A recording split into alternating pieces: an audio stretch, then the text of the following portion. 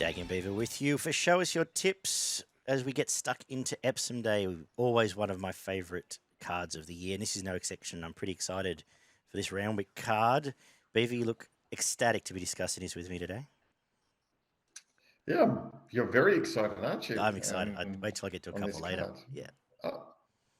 I wasn't as excited as you about this card, but when we dig into it, we might see why you're so excited and why the Beavers are a bit less and a bit more reserved on this card. But yeah, I'm good, thank you, Daggy, and looking forward to running through and finding a few winners for the punters. Speaking of winners, who's going to win the AFL and NRL Grand Finals? I think I'm looking for hoping for really good games, but I think that the two top teams all year will probably assert their authority. I think Collingwood will have the class edge on Brisbane. Brisbane will be relying on a few key players, but Collingwood to get the chockies in Melbourne. And the Panthers, I think the Panthers have been the best team. Broncos are the only team that can push them, but I think their experience and big game players will come to the forefront and prove too good. Yeah, Penrith will win. Penrith are morals. I hate to say it, but they will win again. Yeah, they've been outstanding these last 6 weeks. But you're right, Brisbane are the only team that can beat them, and I'm looking forward to what hopefully will be the best grand final we've had in recent times. Yeah, I think if Brisbane can stay with them early, that's their only chance. If they give them too much start, that will prove too hard. Brisbane will outmuscle them early, but they've got to make them chase 12 or 18 points. They've got to score first. That's right. Yeah. Otherwise, yeah, 100%. No chance. Anyway, we're here to talk racing for progretracing.com.au. Of course, check them out for regular tips as well as all the news going on there. But we're kicking off Epsom Day on a good track. We've had a bit of rain overnight, which should just mean it's in perfect order. The rail is true.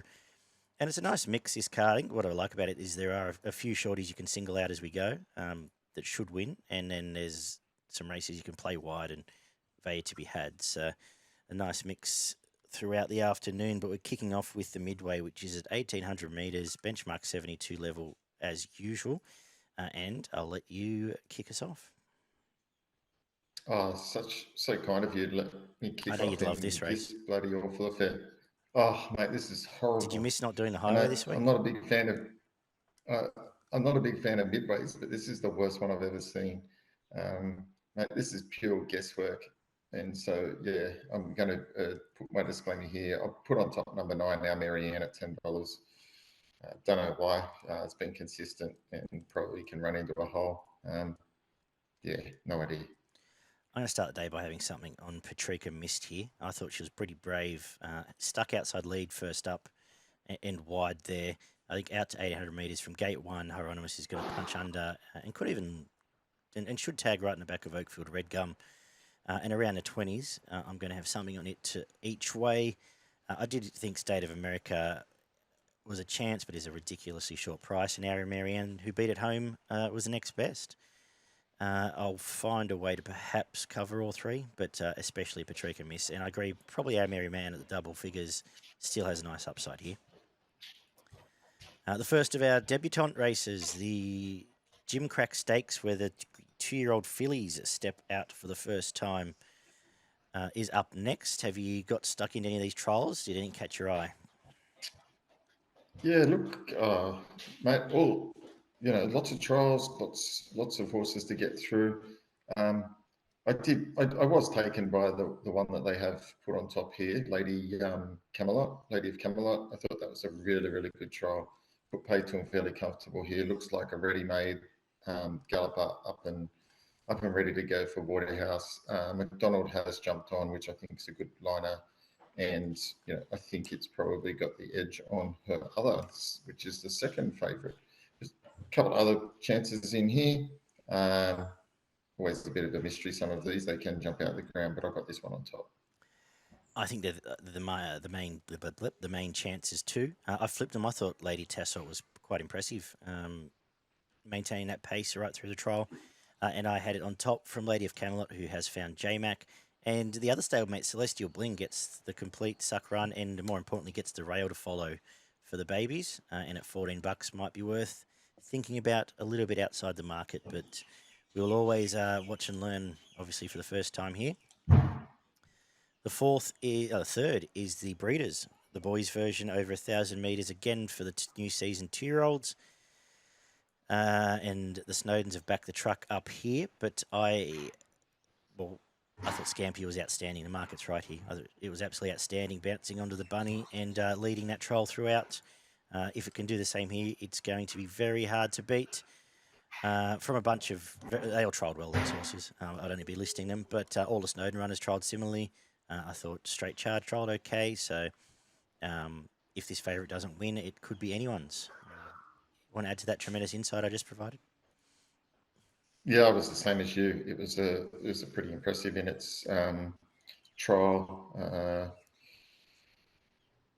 Very, very nice win, good time, and again, no Eustace when they roll these ones out, they generally are very hard to beat. So I had it on top, and then it was really hard to get a line on. Snowden had a couple Waterhouse.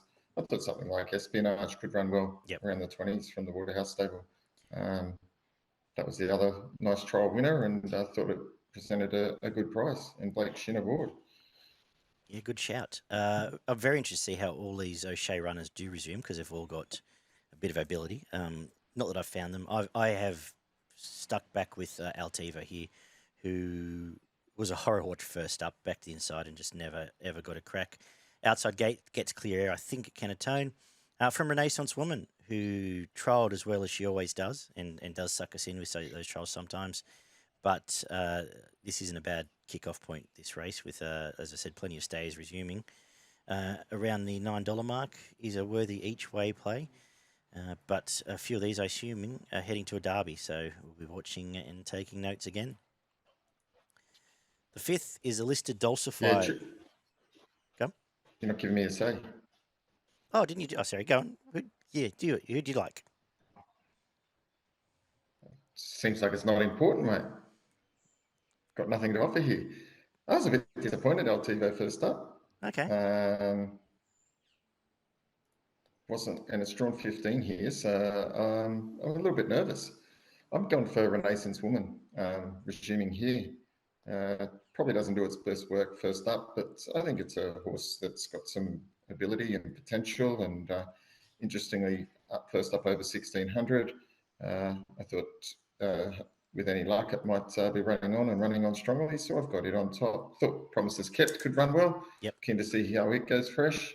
Obviously, you're watching Altivo, but willing to take it on, given I was a bit disappointed first up and want to see it get back to its best first.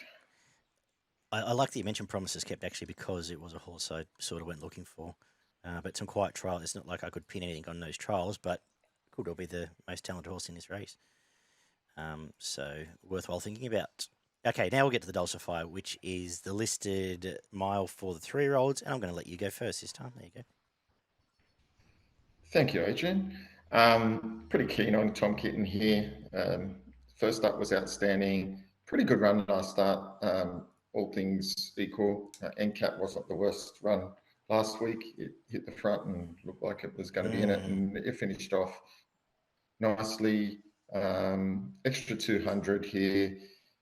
Third up, I think fitter now. Won't get as far back out of its ground as it was last start, and gate 7 is perfect. Clear on top for me.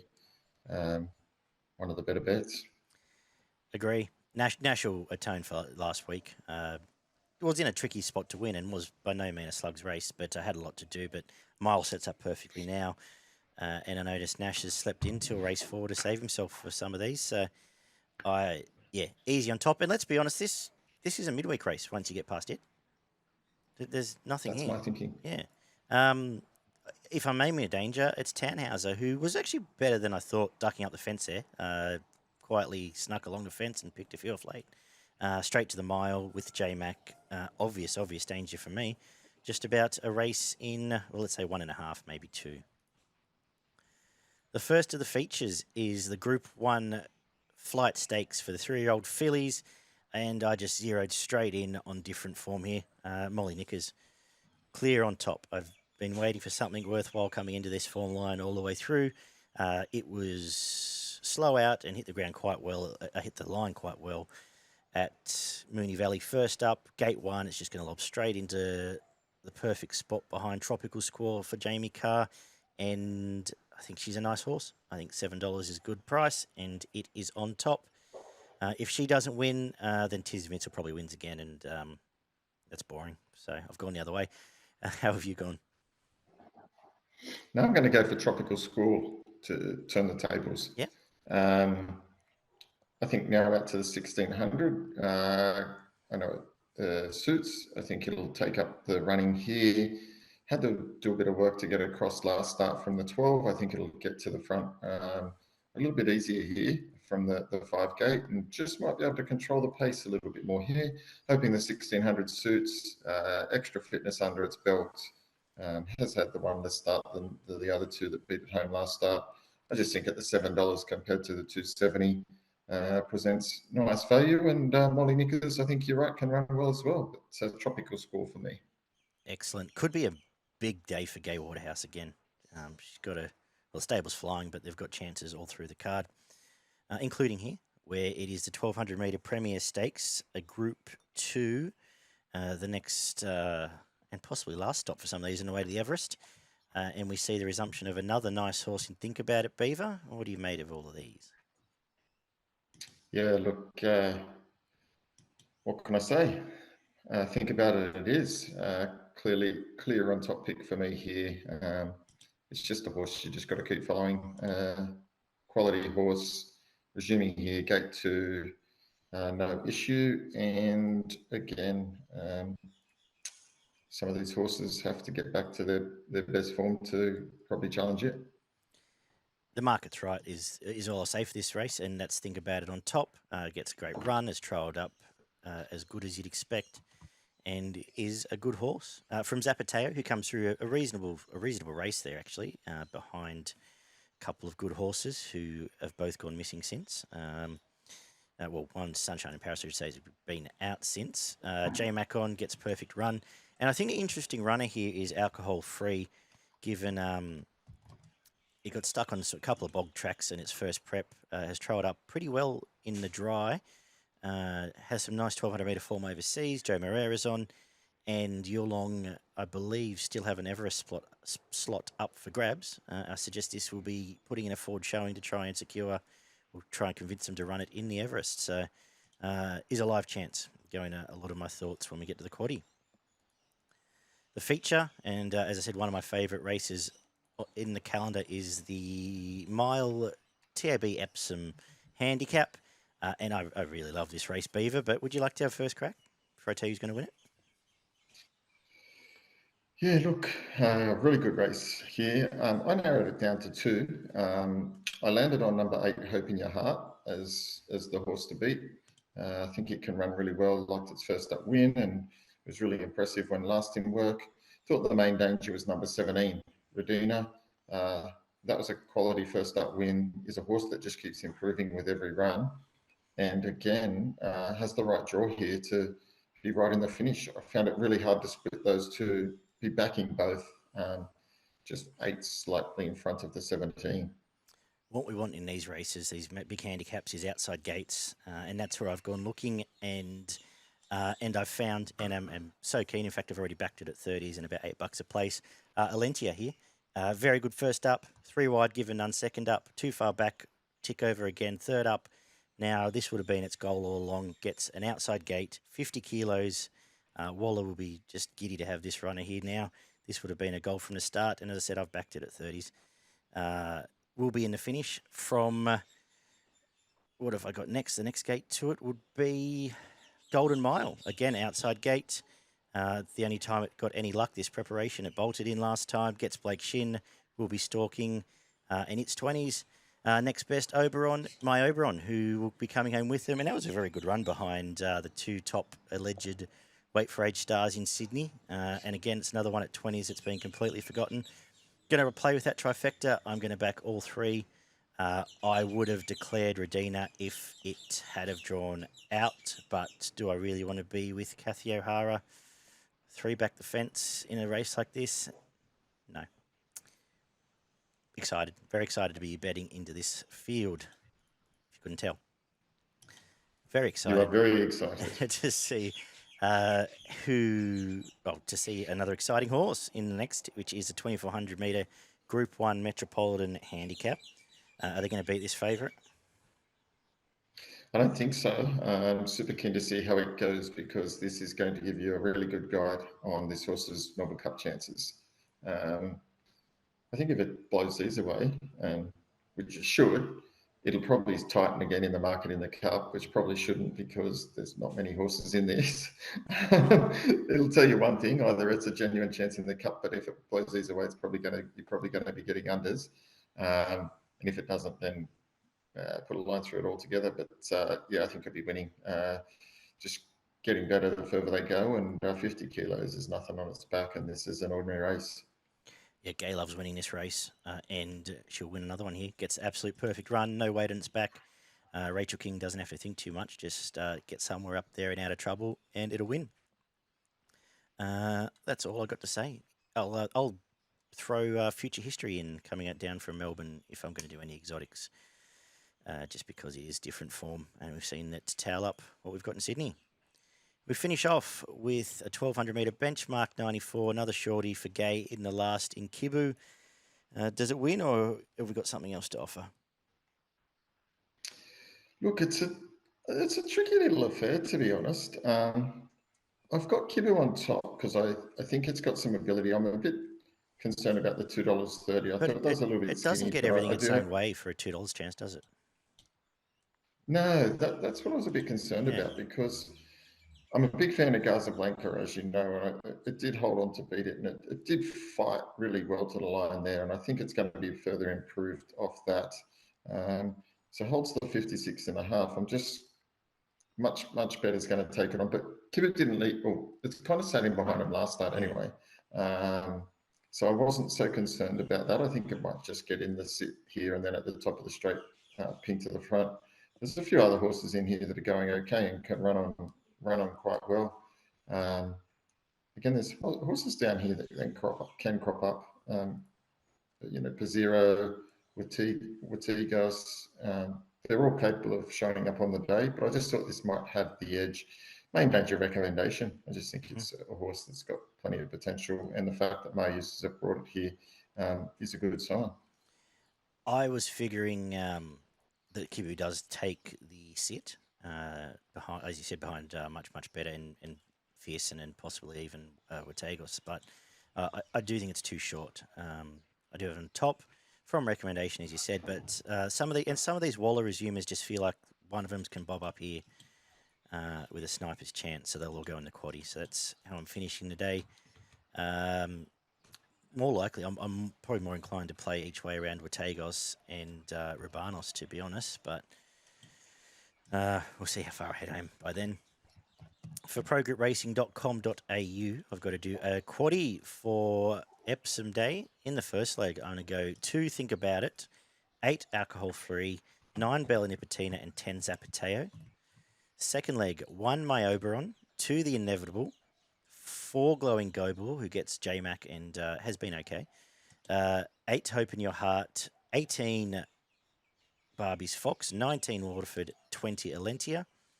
We're skinny up the next leg, and you can either go 1 out with Just Fine. If you want something different, throw in Major Bill number 4, number 16, Future History, and I kept coming back to Manzois at about 50s, which is number 7. But as I said, if you want to skinny up, just throw in the favourite. And let's come home with whichever one Nash rides out of Thalassophile and the Extremely Lucky, which is 1 and 7. 2 recommendation, 4 Rabanos, 8 Kaboo, 9 Watagos, 17 Fearson, 18 Airman. This time last year we landed one at about 20 grand, so hopefully we can get a slice of something similar. For progroupracing.com.au, your best That's in value. The plan. It certainly is. Who's your best in value? My best is race 9, number 14, Justifying, and my value is race 8, number 8, Hope in Your Heart. I'm going to make race 9, number 14, Just Fine, my best as well. And my value is race 8, number 20, Olentia. As we head to the Sunday afternoon races, which is at Sandown Hillside, where the rail moves 6 metres. We're on a good track. little bit of drizzle forecast throughout the afternoon. But yeah, not a bad card here, which kicks off with a benchmark 70 Beaver. And you can tell us who's going to win it. Yeah, tricky race to start the day. Probably thought the favour's a little bit skinny at $2.30. What was your thoughts? Yes, but I also think it maps just perfect. Jumps straight into Yeah, box seat, and I decided just to be against the Vasia and Jenny Pending race because I couldn't split them. So I thought coming back from an okay resumption straight out to 1400 metres for Jamie Carr, I think she's going to be on pace and hard to beat. Yeah, probably want $3. perfect. You've confirmed my thinking. Okay. I did have it on top. I was just a bit. I was just a bit concerned about the price. I thought it might have been a little bit skinny, but when you look at the form of the other horses while they've been winning, it hasn't been in super company. It's Yeah. great company, and Wishlaw Lass was pretty impressive when last in work. So I did have it on top. Wanted a little bit more out of the price. Yeah, not much more to add for the first. The second is a 1,000-metre handicap. I believe they're all coming here, but I think that Sarasana has trialled beautifully for this. I really like both trials in this time. Had a nice debut here last prep for heading to, I think it was a Blue Diamond Prelude, one of the Blue Diamond lead-ups where it ran well. Gets Blake Shin, and it's on top from Hedged, who is coming back from a good race and is the clear danger. It's a race in two, just leading to the value slightly with the filly. I did the same. I thought the regime could be hard to beat. I was a bit so about Hedges last start, and even when it won, it wasn't. I don't think it was super impressive. I think the other one might be just the up and comer, and I'm willing to take the price to see. Beauty. The third is a 1,400 metre handicap for the 3-year-old Colt and Geldings, where if whichever one turns up here out of King of Fighters and Verdad, and we mentioned both of them are in at the Valley as well, I think whichever one's here will win, and that's all I've got to say about the race. Yes, same for me. I'm hoping Verdad comes here because I think it can win here and be super hard to beat. If it doesn't, number 10, Copacabana, wasn't bad first up and has some natural improvement, can run well. This race will change complexion if those two are taken out. Absolutely. We've got the fillies version up next, which is again over 1,400 metres. Who do you like in this one? Yeah, I've gone for number 6 here, Karina Queen. It was really good at its only start before put out to a spell, brought back, ran a really nice race first up. I think this sets up well. I like the gate 10, Mickey D aboard, and $5 I'm on. Beautiful. I am going to play each way around Miss Aria here.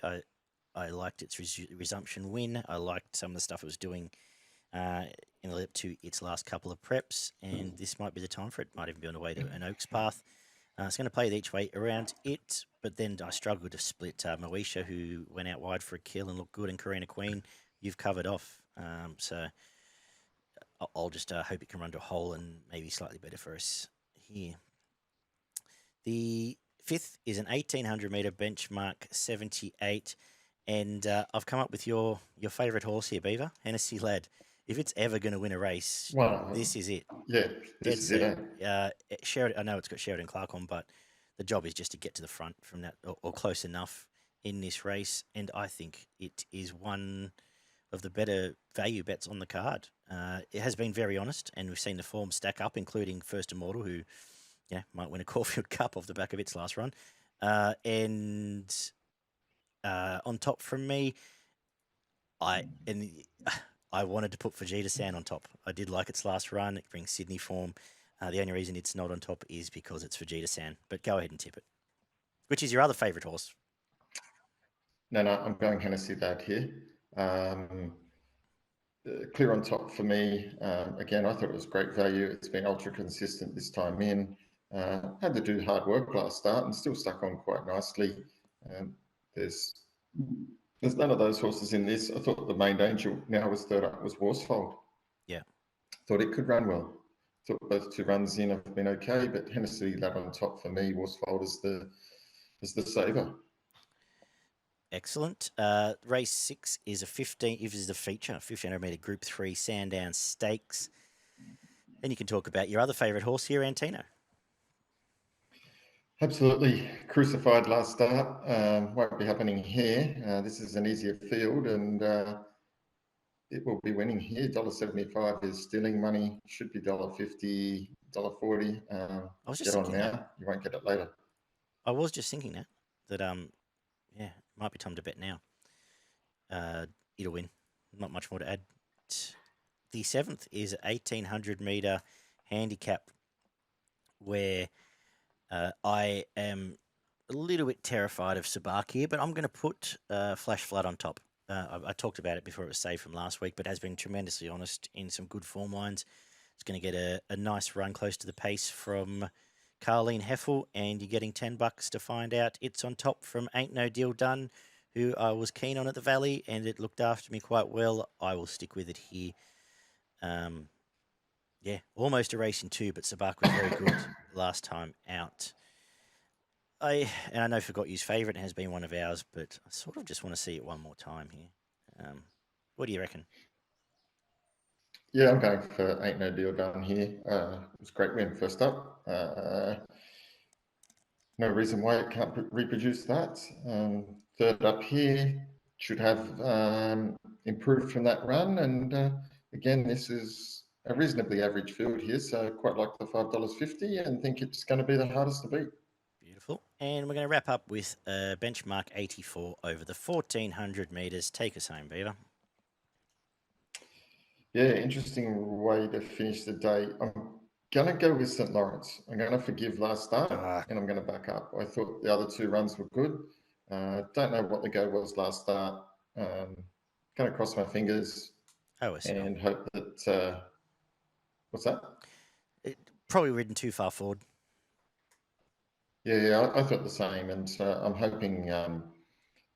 If it won last start, it wouldn't be $7. So I'm willing to forgive that. Obviously, the favourite is flying at the moment. It's going to be hard to beat, but one on top here.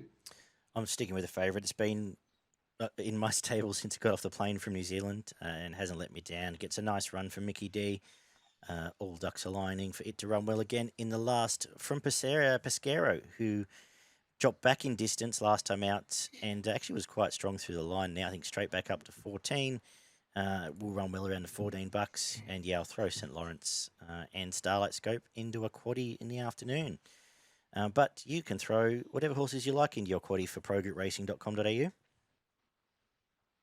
Yeah, starting race 5, first leg.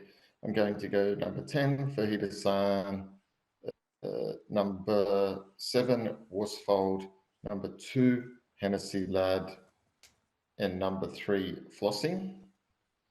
In the second leg, race 6, I'm going number 1, Antino. Into the third leg, race 7, I'm going number 2, Sabak, number 9, Aberfeldy Boy, number 10, Ain't No Deal Done, number 8, Flash Flood, and number 3, Fame. And then to finish the day, I'm going number 11, Rheinberg, number 1, St. Lawrence, number 7, Dubai Poet, number 8, Pesquero, and number 14, Dashing.